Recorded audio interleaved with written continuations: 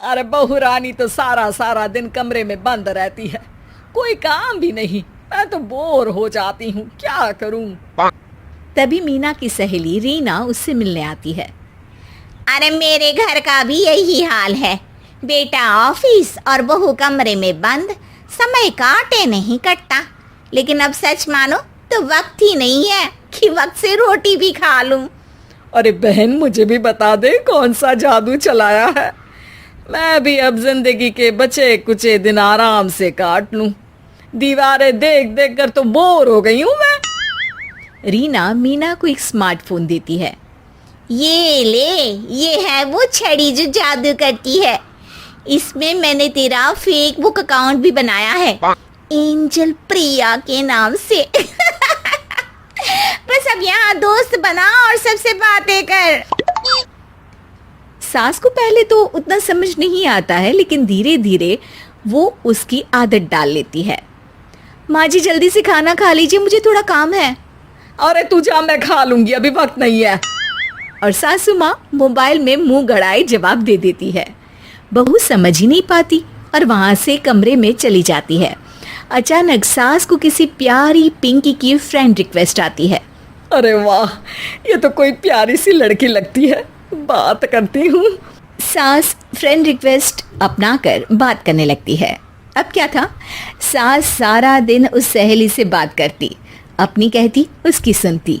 एक दिन सास फोन पर ही सरगड़ाए, अरे बहू जरा मंदिर के लिए थाली सजा दे, आज कीर्तन है। बहू फोन पर किसी को मैसेज टाइप करते कहती है, माँ जी क्या है, अब मुझे क्या पता कि आपको कौन कौन से भगवान की पूजा करनी होती है। तभी सास के पास कोई मैसेज आता है। अच्छा अच्छा ठीक है, रहने दे, मैं ही कर लूंगी। अब मैंने मना थोड़ी ना किया है, कर देती हूँ मैं। अब मैंने भी बोला ना कि थोड़ी देर में बात करती हूँ, तो मैं ही कर लेती हूँ, तू जा अपने कमरे में। बहू वहां से चली जाती है। सास मंदिर पहुंचती है और मंदिर की सीढ़ियों पर बैठकर सास फोन पर लिखती है, अरे मेरी बहू सारा दिन अपने कमरे में बैठी रहती है। वहां से रिप्लाई आता है, मैं आपकी बहू को तो जानती नहीं हूँ, लेकिन हाँ एक बात है, हो सकता है आपने उसे ताने दिए होंगे या फिर उसका दिल दुखाया होगा। ऐसा करने पर बहुओं का मन ससुराल से हट जाता है। याद रखिए, बहू और बेटी में फर्क होता है। सास घर जाती है और बहू से बड़े ही प्यार से बात करती है, उसके लिए खाना बनाती है, उसे गिफ्ट में साड़ी भी देती है। जिसके बाद अगले दिन, माँ जी चलिए आज मैं भी आपके साथ मंदिर चलती हूँ, आते वक्त भोले भैया के गोलगप्पे खाकर आएंगे। अरे हाँ बहू, ये तो अच्छा है, चलो। सास मन में सोचती है कि उसकी फेक बुक वाली दोस्त कितनी अच्छी है। उसके समझाने से उसे उसकी बहू वापस मिल गई।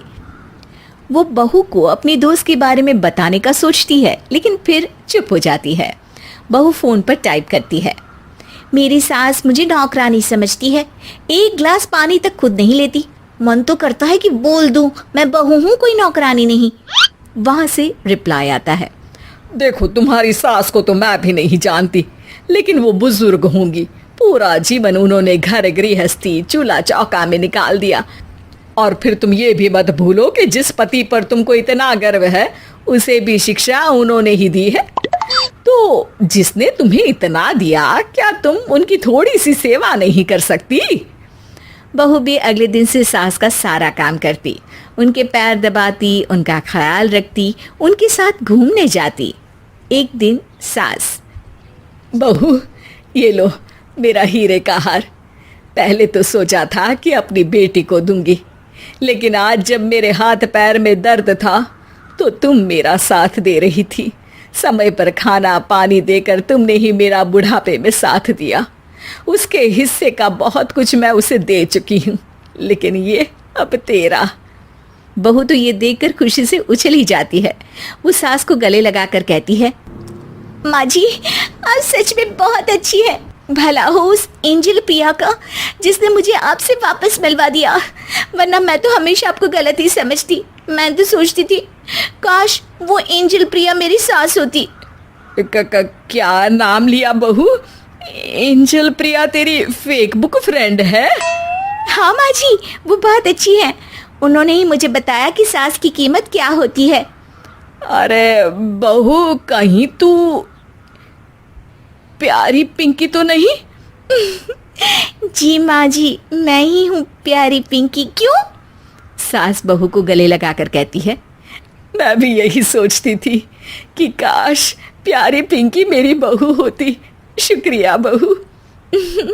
सासू माँ, शुक्रिया तो हम दोनों को फेसबुक और सोशल मीडिया का करना चाहिए, जिसने हम दोनों को एक दूसरे से दिल से मिला दिया। अब तक दोनों को समझ आ गया था कि जो खुशी वो बाहर ढूंढ रहे थे, सच में तो वो उनके घर में ही थी।